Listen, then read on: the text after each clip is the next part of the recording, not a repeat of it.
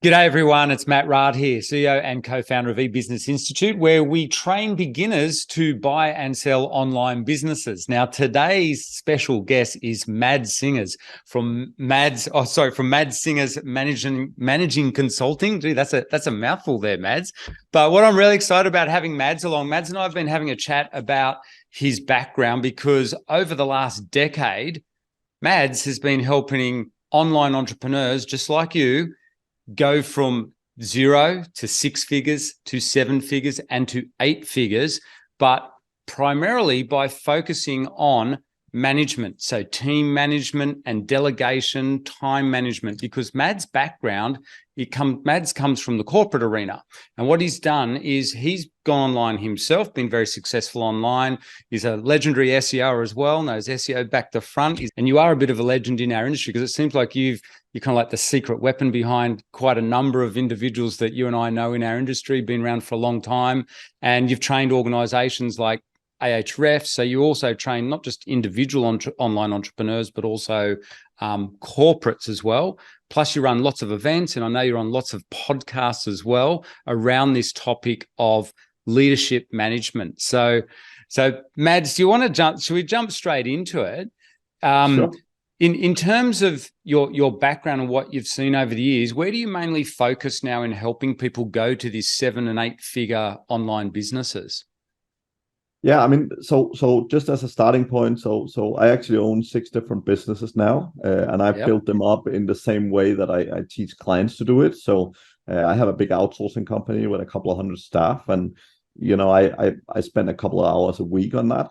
So I love building up companies with the right people in the right seats so that they can run by themselves, right? Now, if people are just starting out, that maybe sounds a bit scary, but reality is that if you want to go from 6 figures to 7 and 8 figures, like, you can very rarely do it by yourself, right? Like, I've met a few people maybe on Amazon FBA or the likes where or I actually have a friend that built a SaaS tool by himself, and he does customer service and he does it all. But reality is you generally need to hire people. You generally need to build a team. And the great thing is that when you start making some money, right? Like, obviously, when you're starting out brand new from day one, you might not have a lot of capital, and that's totally okay, right? Mm-hmm. But when you start making some money, when you start getting to 5, 6 figures, and you have something you can reinvest, right?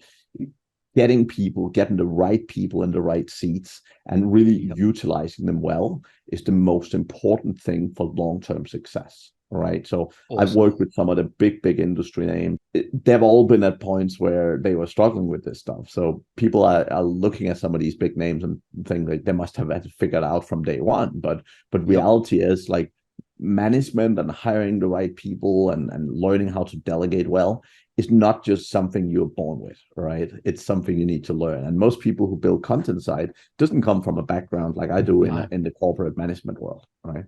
Yeah.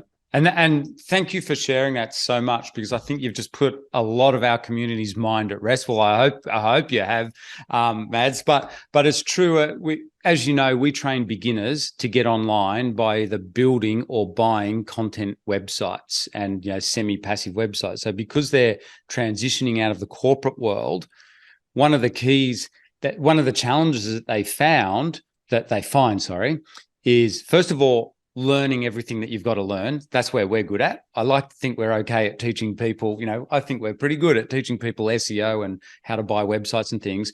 But then the other challenge that they have is, because they're transitioning out of their job, they do need to free up their time. They've got to make that jump from when they quit their job to doing this full time, and that delegation. And that's what, you and I have been talking about. That's why I wanted you to come in today. And it is, first and foremost, it's fantastic to hear that everyone goes through this journey. So like you said, everyone thinks, all the big names out there and even the big corporates are, legends at doing the delegation thing. Clearly not. That's what you do. You train people in this delegation area so that they can go much bigger. So where do you start with someone?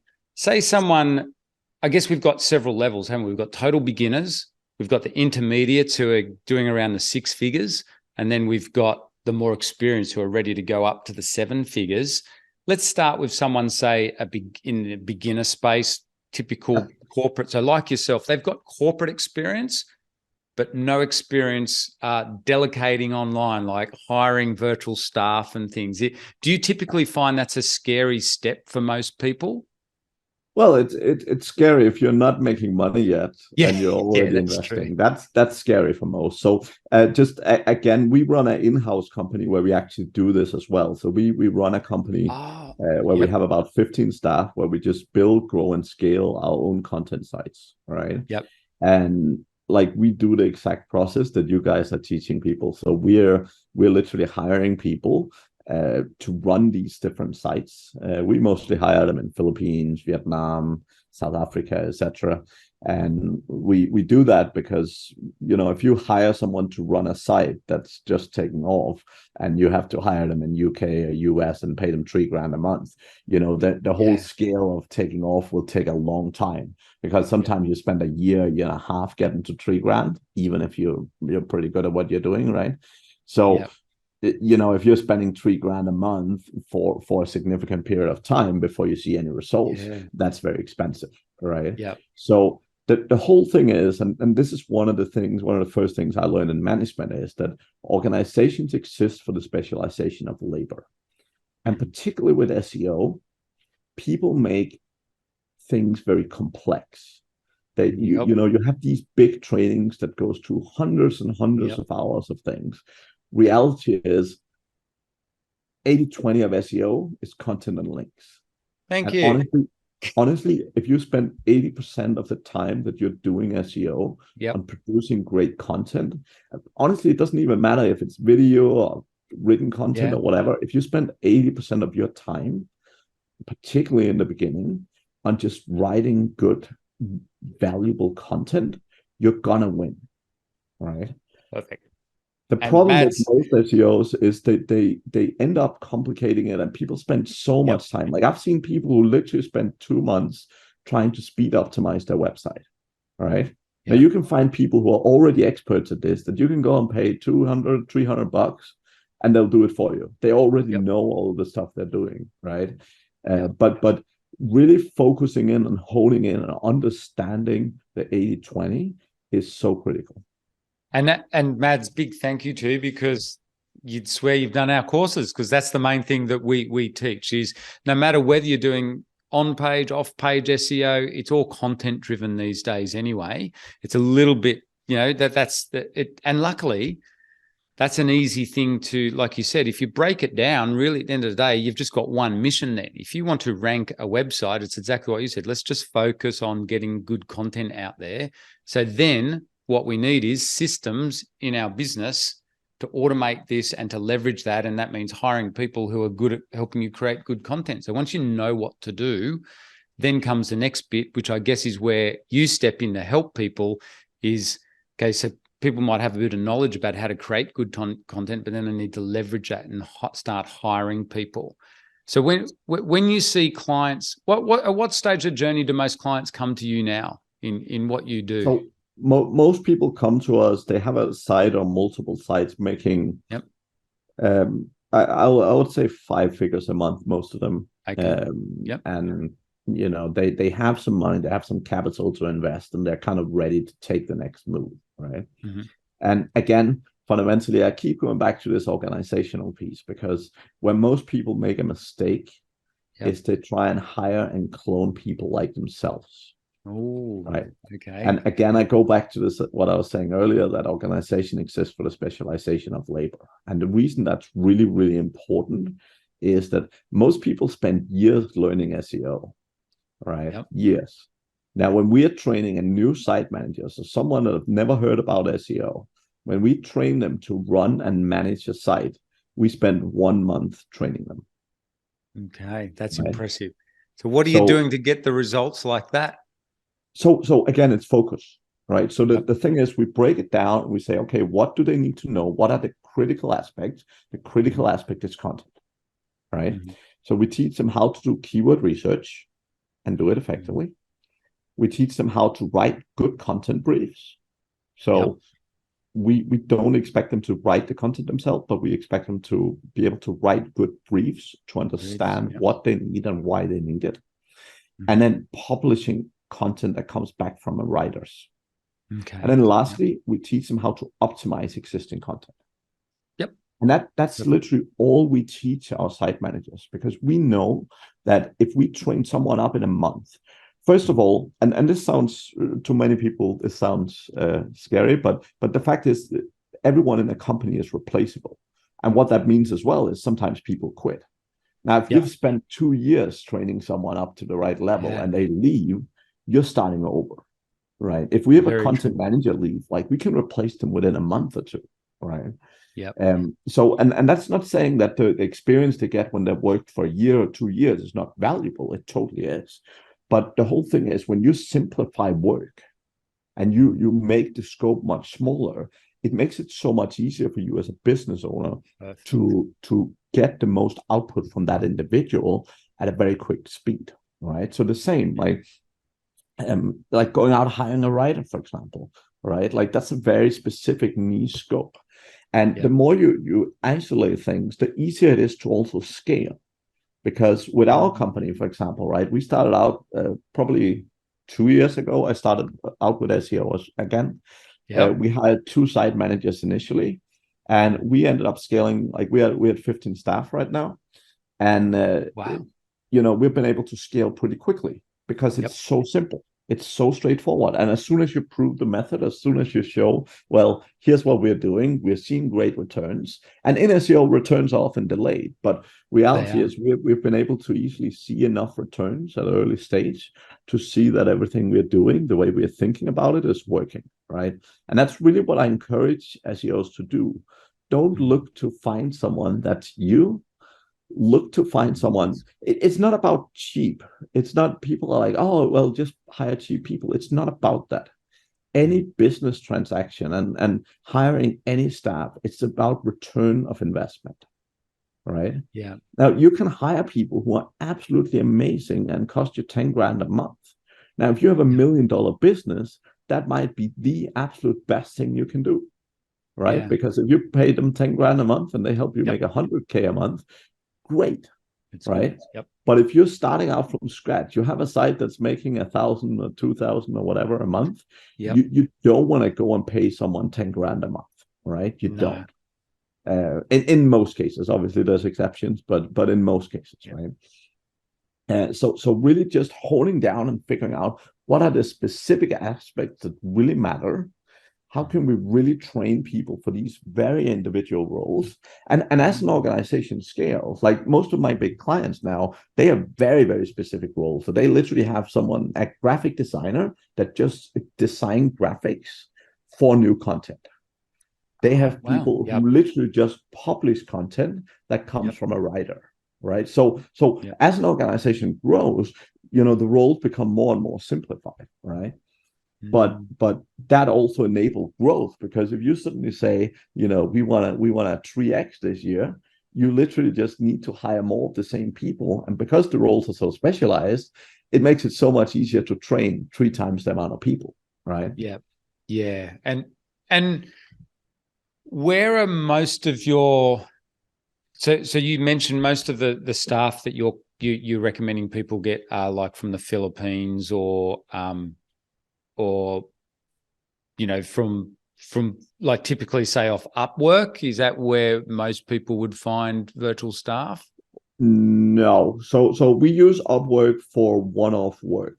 So particularly, like, for example, if you're not a website designer, it makes sense to go and hire someone and pay them a one-off fee.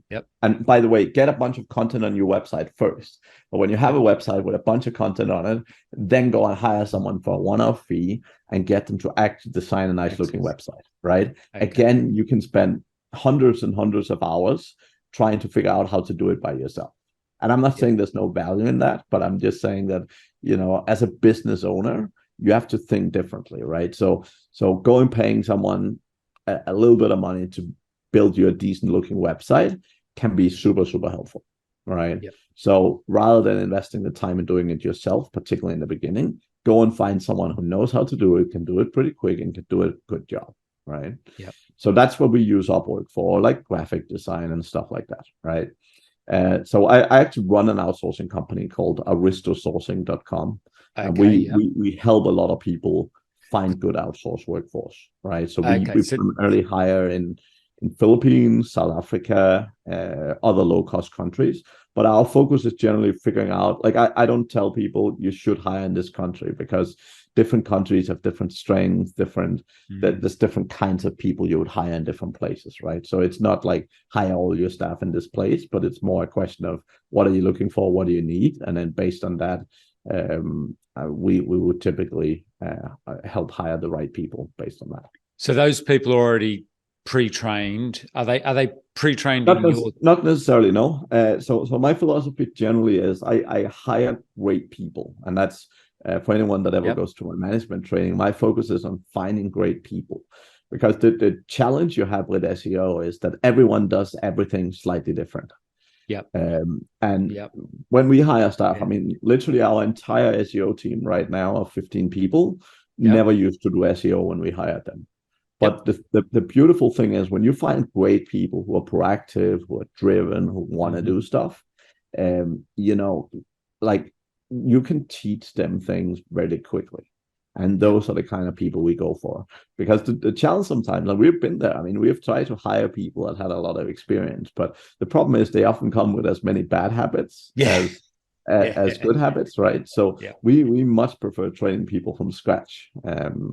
Yeah, well, it's interesting you mentioned that. We've got a friend here in Australia who owns a very significant 7-figure, well-known digital agency. And he spoke at one of our events to our community and said exactly the same thing. Everyone looks at him and he does all the big corporate SEO jobs and stuff.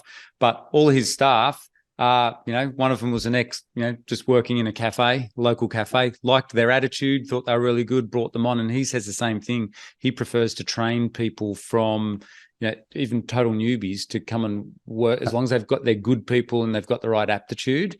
And it's been very successful for him. That was a big eye opener for him. And realistically, it's also more affordable. Again, in the start, if you're just hiring for skill, you often pay more money, right? And sometimes you can be lucky. You can get someone who's great, who will just help the world catapult. But on the other hand, you can also get someone who is going the other direction, right? Who is like, oh, you're supposed to do this, and this is how I've always done it, and all those kind of things. Whereas when we train people, like we teach them our process, we teach them exactly how we do things, and that's the way to do it. And does it take a lot of time, say for our average listener here today, who, like you said, say they've got a 5-figure website each month. Does it take someone in that sort of position very long to train someone to do most SEO, or to fit in with the SEO team in that business? It definitely takes a little while. What takes the most time, though, is that when people are just doing things themselves, they often don't think about how they do it, and they often don't think about it from a process perspective. Now, the beautiful thing with teaching someone else is that you actually do that. You have to sit down and think, what am I actually doing here? How am I doing it? How do I make decisions? And very often, like particularly in agencies, I always work with owners that are like, no one else can do this thing. I'm like, if no one else can do this thing, you're doing it wrong, right? Because most of the time, it's not that no one else can do it. It's they've not tried to teach someone else. They have not actually broken down what are the decision-making processes, what is the way they think about each step of the process, and so on, right? Because the second you start having to teach it to someone else, you need to do that, right? And for us, that's how you go about breaking it down, right? Like teaching someone else, and particularly the first time you do it, it's probably going to be harder, and it's great. It's a great way to document things, right? So, I mean, most of the time when we're training new people, we would use these Loom videos, or we'll just record some quick videos showing things, but then we actually put them in a document and we have all the videos so that, the next time we need to train someone, we have a lot of the material already. And sometimes stuff needs to be updated. But the beautiful thing is, if you've taught someone how to do something with a video, and then suddenly something changes and you need to update it, you can ask the person who is now doing the work to record a new video explaining how to do it. And that's the essence of delegation, right? Because a lot of these online courses train people to sit down and document every process in the company and keeping it up to date. Yep. And no business owner have the time to ever do that, right? No. Now, when you're just starting out, when you're just hiring people, yes, it's a good idea to do it. It's a good idea to spend some time on it. But the second you can hand ownership of processes over to people that work for you, the second you can give them the authority and responsibility, the faster you will grow. That's awesome advice. And that's where you help people, isn't it? That's one of your other businesses. So you've got your own portfolio of websites, you've got your own SEO company, you've got, you do a lot there, Mads. Like you said at the beginning, you've got a lot of different businesses, but one of your, I guess it's your passions these days, is coaching people through this process of managing team. Because like you just said too, once your online business starts to get bigger, I noticed you've worked with lots of agencies as well, and obviously they can scale very quickly. And so that's at the point where I think people in our community maybe need to come to someone like yourself to get that extra management experience, bring on all these different staff and delegating because then that's ultimately what gives them so much leverage in this game as well. So what sort of things in that Mad Singers management consulting business, what sort of things are you primarily training people on there? What key skills?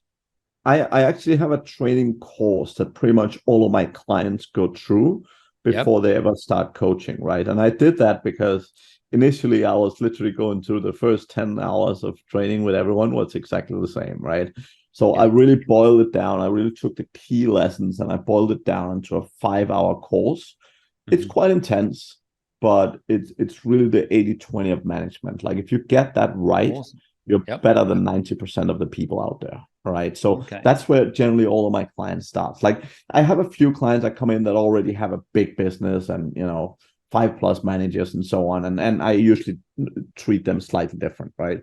But for people starting off, I have a course that's a very cost-effective way for them to start off. And that's a great way for them to get the 80-20.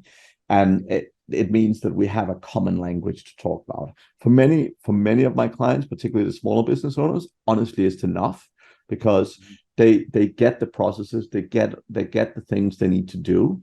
And when you don't have that much staff yet, if you're starting with it early, you have the time to actually implement them and do it and see how it works and practice a little bit and so on, right? If you already have a bigger team, sometimes you maybe need a little bit more help with your managers and so on, right? So I definitely also do the coaching with a lot of clients. But honestly, the course as a starting point is a great way because it helps. The focus areas is basically understanding human behavior. So really understanding what are the right people for the right roles. Because reality is people have natural strengths and weaknesses, right? And when you learn to understand people, you understand what kind of people to put in what kind of roles. So if you have someone that needs to sit and look at Excel every day, they need to have a certain type of behavior, right, to be good at that by nature. And so behavior is a big one, right? Even in looking at existing teams and pruning out people that might not be in the right seats, understanding behavior just makes such a huge difference, right? Yeah. Then I talk a lot about effective meetings, so doing meetings with your staff, how to do them, the process for doing them, and how to do them effectively. And the biggest one is probably delegation. That's probably where most people in the world of SEO falls down because they're fundamentally end up being micromanagers and they're not effective with delegation, right? So that's probably one of the most important modules. Then there's a lot about goal setting, which is also very critical. And then about how to give feedback. Even in the corporate world, most managers do not give enough feedback. And I have a great framework of how to do that quickly and effectively. And then lastly, we talk about hiring and firing, and particularly the mindsets about how do you think about hiring someone? How do you look at the whole process? How do you narrow down the scope? And that's also very important, particularly if it's the beginning of your journey. I mean, if you've already hired 20, 30, 40 people, you might have learned a lot already. You still pick up a lot from the training, but that's key. And particularly about firing people is also very important because particularly as a small business, if you're not making that much money and you have someone sitting in your business who is not pulling their weight, that can drag your progress down significantly. Absolutely. Right? Because you keep paying them every month, but they're not adding value, right? Yeah. And that's what I love about what you do, Mads. And I think that's why I wanted you, I'm so glad you were able to come along today and give you a bit of an introduction to our community, because you just touched on something. As you know, we have a lot of corporates or ex-corporates doing our courses, and we teach them the skills. We're good at teaching them the online skills. And a lot of them, like you just said, we notice do have prior experience running big teams and all that sort of thing. But as you and I know, it's a little bit different when we get online and we start hiring outsourced staff from, say, third world countries, or from, main thing is they're virtual. Sometimes we never even physically meet these people. And guys, anyone listening, Mad's background, as you heard, is exactly the same as Liz and my background. It's all online experience. So what Mads teaches is this idea of leadership management. So some of you are, very experienced face-to-face in big corporate environments, but it's a bit of a different environment when we're online working with virtual businesses and we're taking them from 5 to 6 to 7 and to 8 figures. There's different aspects of outsourcing and delegation and team management that you need to consider. So I think it's fantastic to learn off someone, say, like Mads, about his experience. As you've heard today, Mads has a deep experience in this area. So Mads, I want to say a big thank you for sharing with us some of the key points there, and some great tips there for our community. Yeah, so the 3 businesses that are actually relevant here. So madsingers.com, that's where you'll find my management training and my management coaching. Mm-hmm. Then we have the outsourcing company I mentioned, is called aristosourcing.com. Yep. And then the last company that I acquired last year is a content business where we produce native English content for content website owners. And that's called Riddle Me Write. So riddle me and then write as in writing.com. And I'm presuming, is that all that content going to be well SEO'd already? Yeah, so our focus really with that content is delivering a low cost native English content, right? Because we found that, Filipinos and Indians can write decent content, but we just found that the difference in terms of editing time and so on, and just time spent with native English content, is significantly less, right? So it was a way. Honestly, we were producing about 400,000 to 500,000 words in house with our SEO team ourselves. Yep. And we were sort of pulling that in from different agencies, and that was a difficult experience. Yep. So I ended up buying the majority share in one of those agencies to basically get a good setup. Well done. And then we went in and helped them revamp all the processes, make them more SEO centric, and so on. So that's been a great experience so far. So Mads, thanks so much for coming along today and introducing yourself to our community. I'm sure we'll be hearing more from you. I do want to say a big thank you for sharing some of those awesome insights into outsourcing and when you're ready to go to that next level, and team management. So guys, and those of you who are brand new to this, if you do want to learn more about how we get very first started, what we teach here at eBusiness Institute, please make sure you check out our free masterclass on buying and selling websites. And it will fit exactly what you've just heard today. It will complement perfectly what Mads has been talking about today, no matter what level you're at. But do want to say a big thank you, Mads, and really looking forward to seeing you on the next one. Thank you very much, Matt. Thanks for having me.